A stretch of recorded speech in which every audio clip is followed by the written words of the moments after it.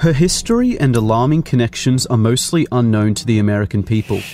Who is Huma Abedin? What do we know about Hillary Clinton's #1 aide and sidekick for 20 years? Hillary spoke at Huma's wedding saying, "If I had a second daughter, it would be Huma." This presidential election decides who gets to run the most powerful country on earth, so it is obviously very important to understand the facts about Huma Abedin, as she may very soon become Chief of Staff in the White House. I'll be simplifying an intricate web of people, organizations, and events that unraveled over many years. All of this information and more is available online for anyone who has access to Google. Anyway, here is an unbelievable story of infiltration, unfolding before our eyes, and the most important aspect of this election that you definitely won't see on CNN.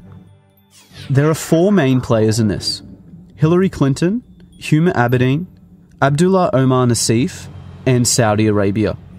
Huma was born in the USA. Then when she was 2 years old, her family moved to Saudi Arabia. They lived in Saudi Arabia for 16 years. Huma returned to the USA when she was 18 to study at George Washington University. Only after 2 years in the country, she became an intern for Hillary Clinton, and soon after started working full-time.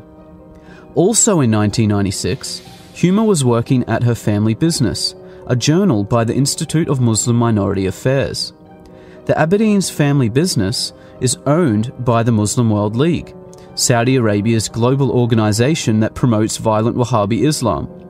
They even share an office at 46 Goodge Street, London.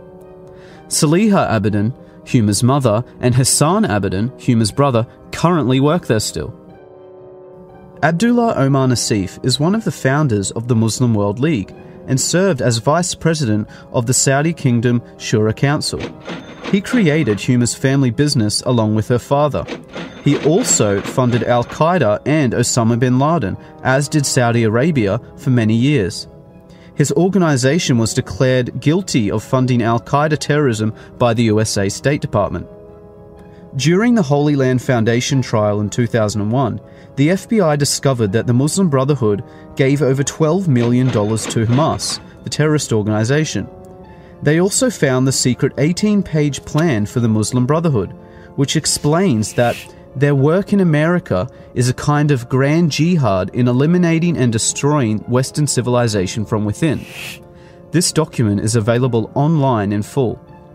One of the many listed organizations within the Muslim Brotherhood was the Muslim Students Association, which Huma was an executive board member on for 3 years. Only 2 years after Huma left, Anwar al-Awlaki, the al-Qaeda member and preacher to 9/11 hijackers, became chaplain of the same Muslim Students Association that Huma was a part of. To make things worse, Huma's mother, Saliha Abedin, is a leading member of the Muslim Sisterhood, the women's division of the Muslim Brotherhood. All of these organizations share the same goal and tell us repeatedly in plain English. They want to destroy Western civilization and replace our laws with oppressive Sharia law like you see in Saudi Arabia. On 9/11, Abdullah Omar Nassif, Saudi Arabia, and al-Qaeda tried to do just that. Where was Huma that day? The top funders of the 9/11 attacks created Huma's family business. Huma was officially working for the terrorists and Hillary Clinton the day those towers fell. Huma Abedin has never come forward with any information about her Saudi co-workers. Absolutely none of Huma's connections were mentioned by her during the investigations into 9/11. She has made no mention of her relationship to Abdullah Omar Nassif, the Muslim World League, Muslim Brotherhood, or her current status at her family business, which could be of unimaginable assistance to the FBI and the CIA. Huma's mother still works for the Muslim World League, yet Huma has made no effort to distance herself from her mother or her radical views. Saliha Abedin is a leading Sharia activist who has, for example, published a book called Women in Islam that claims secular man-made laws enslave women. It supports female genital mutilation, the death penalty for leaving Islam, the legal subordination of women, and the participation of women in violent jihad. Hillary Clinton has flown to meet with Saliha Abedin many times. Huma says that her mother considers her to be a big deal and is proud of her. Huma's absolute silence on all questions regarding her extremist ties says far too much.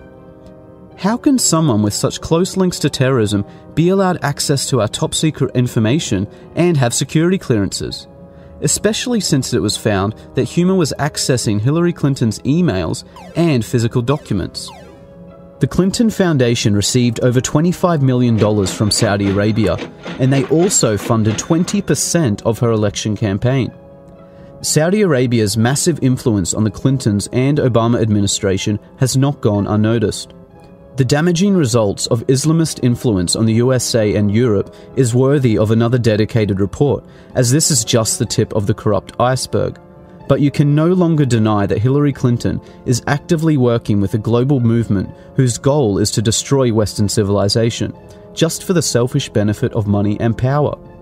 Huma is the previously hidden link between the Clintons and Saudi terrorism. Dozens of other people and organizations were left out of this for length. Any rational person should have high standards of evidence for claims such as this.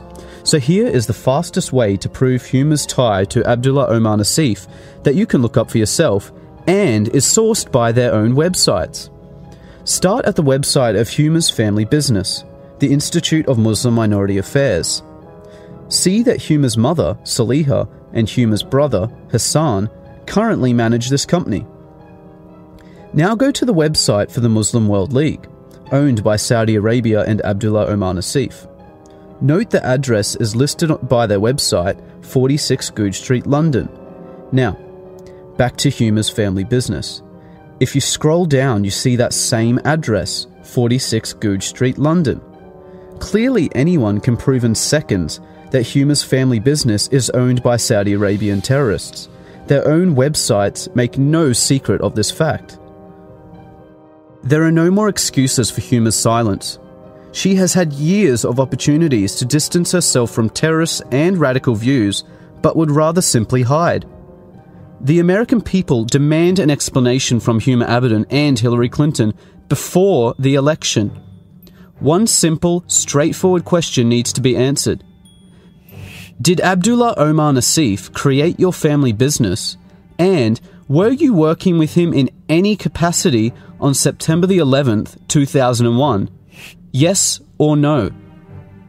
This year marks the 15th anniversary of the day al-Qaeda murdered 3,000 innocent citizens. Let's not forget about it so quickly. Huma's security clearances should be revoked until she or Hillary directly address this national security threat. Unfortunately, in the meantime, because of the overwhelming silence and lies, it appears to be true that a vote for Hillary Clinton will be a vote for Huma Abedin, the Muslim Brotherhood, Saudi Arabia, al-Qaeda, and a wish for the complete destruction of the United States of America.